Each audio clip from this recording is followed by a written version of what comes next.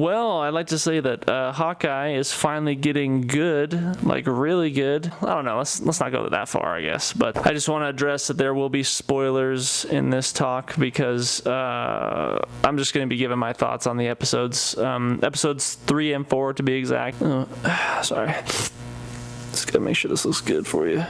Anyway, yeah, I'd like to start off with saying that the choreography has made like a huge jump. I feel like somebody completely different is in charge of the choreography team now, compared to episodes 1 and 2, because 3 and 4, like, I can actually see everything. Episode 3 was quite the big change for me. You know, I wasn't really looking forward to the next episodes after 1 and 2, and honestly, filmmaker Mike mentioned this on the podcast that we had last week, I think. I'll put it up here in the video. He mentioned that probably would have been better if they had released episodes 1, 2, and 3, and for me, I can say that is absolutely correct. Okay, big spoiler here, but like, it's kind of nice to see that we may be getting Wilson Fisk's Kingpin in here, D'Onofrio's Kingpin. I believe that is actually going to be the case. I mean, for crying out loud, I recognize the dude's voice. He had like literally a little laugh, and that was it. I understand that Echo's uncle being Kingpin is comic accurate, but if they're using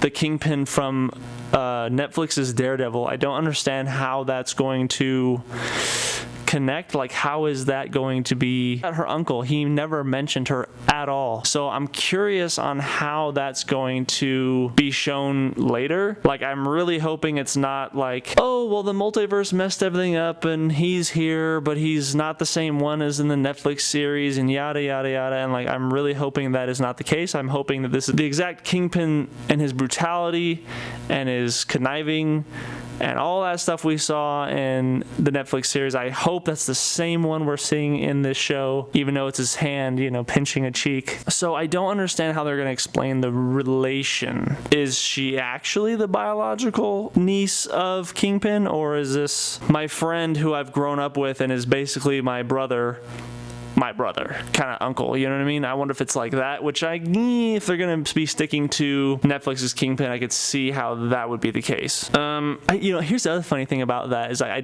find it kind of odd, and this is why I don't even think we're gonna even see him in this show because of this, but they never say Kingpin. It's always big guy, the big boss. There's somebody higher above that boss, and it's like they're not using the actual name, and that makes me think we're just not going to see him, which is fine, I guess. Or they'll tease him at the very end of the show for something else.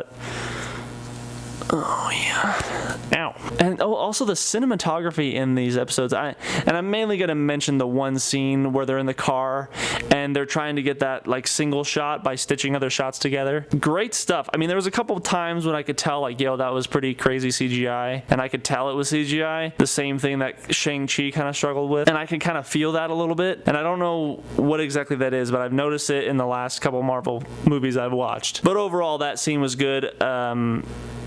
Renner and Haley Steinfeld, their chemistry is fantastic. It continually improves for me in this show. I think I really saw it in episode 3 when you're seeing Hawkeye, whose hearing aid got damaged from the previous fight, and his son calls on the phone, and Kate is writing down everything his son is saying because we're getting everything through Hawkeye's point of view and senses. And that scene right there for me really solidified them as, I want to say partners, but that was the big click for me. I wonder if he is ever really going to get rid of that hearing aid, or if everything's going to be through American Sign Language or lip reading and stuff like that. I wonder if he's actually going to get away with it.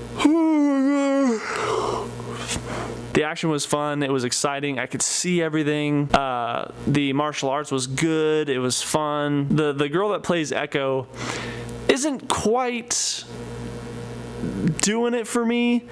she fits the role, I guess, but I don't buy the acting. It feels really forced at times, and I'm like, and it kind of makes me pull back a little bit, but it's okay. I can overlook that. That's fine. I did start to laugh at the very beginning of episode 3 because it opens with like Echo's backstory, which I agree was 100% needed, and I thought was very important, and I like how it ended at the intro. Like, it wasn't very long. But I say that I laughed because I was like, oh great, another character that's not Hawkeye that we're just going to see more of instead of Hawkeye. And I was like, oh great, you know, it's still the Kate Bishop show, but here's another character that's not Hawkeye. And I just started to kind of like laugh a little bit, and I was like, yeah, whatever. But then I was just quickly like whisked away, and it became, for me at least, the best episode of the series so far. So I was proven wrong there, but still, I still feel like it's just, he's not in it enough. He doesn't have enough screen time sometimes, and it like kind of irks me a little bit. But jumping into episode 4, you know, he's slowly getting his gear back. He got his sword back from the boyfriend who's laundering money for the mafia that they're going up against, and then he finds out from his wife. I also like how his wife is like literally his partner in all this stuff, and I really love that. She asks him about the watch that we're kind of learning about.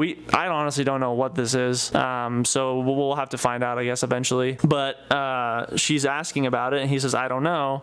And then so she looks into it, and then they end up tracking it to, as we later find out, Echo's apartment. Again, solid episode. It kept its pace off of episode 3. So while the pace completely changed after 1 and 2, it did not change in between 3 and 4. So I really liked that. We had a little moment of a slowdown with the whole Christmas between Hawkeye and Kate. That was really important for me, at least for the character development. I like how chill Clint is, yet respectful. Like, he voices like, hey, I appreciate that, or I appreciate this. I don't know why I noticed that, but I did. You know, I like that we're getting some flashbacks of him as Ronin, and you know, it's not as brutal as I would like it, but it's feeding the story for me, and it's moving it along. And you know, I mentioned in my last video how I'm hoping that they were going to bring up his struggle with Natasha's death, and I like that they kind of tied it to Kate there when she's hanging off the rooftop, and like she's like, you know, pull me up, and he's like, well, you know, we're done, and he just kind of like cut her loose, and then she ran back up to the top. And then at the very end of the episode, they're like fighting over, you know, he's done. It's too dangerous for her, and he wants her out of it now. And as annoying as that is, I guess weirdly, I'm glad that it's there because it's showing how much Natasha's death and Natasha as a person affected him, and I'm really glad that's in there. What else is in episode 4 that I kind of like? Oh, Yuri coming back again. If I'm not mistaken, that look that she's wearing, or that look that she has on, is comic book accurate, which it's cool. I'm liking that they're doing that. Weird kind of chemistry between her and Kate there. Like, I wonder what's going on with that. I'm sure they'll explain that later, and I'm curious why she wasn't going for the killing blows on Clint. Is she supposed to bring him in alive or something? You know? It's cool to see her in this, though. I know they were teasing that at the end of Black Widow, but I kind of like how they brought her in, going back to that, with, like, he thought he was fighting Echo while Kate was fighting Echo. That was just kind of like fun banter, and kind of felt like a Jackie Chan movie almost. I don't know why I'm bringing it to that, but I am. Again, I hate to keep doing this, but I'm gonna keep going back. Like, it's like let's connect everything and kind of forget about Hawkeye a little bit.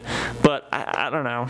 It oddly works, but a part of me just doesn't like it. I want the singular focus on Hawkeye. I feel like there's somewhat of an oversaturation of connections to everything, you know, that we have to have. Oh my gosh, who was telling me this? A friend of mine from work was saying that he misses the one-off superhero movies where it's like their story, their thing, their deal only, and that's it. There's no like crazy connections or anything like that. While I understood that, it kind of pieced in my mind that I'm missing that in this show. I'm missing the singular drive. You know, what was it? The last one that we had was Shang-Chi, where you had a singular character going through the motions, and we never got that with Hawkeye, and I feel like we still not getting that because of how many other characters and other connections they're making in this show, and that kind of bums me out. But you know what? I'm happy that he's in here. I really like how they're handling his character. I like what they're doing. So I guess I don't really have any negative things to say about it, but I just personally feel like it's too much.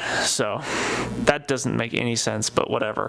Whatever. I'm just gonna end it now. I might do a thoughts video on episode 5, or I might just do a 5 and 6 like I'm doing a 3 and 4 here. I don't know. Anyway, I'm done. I'll talk to you guys later.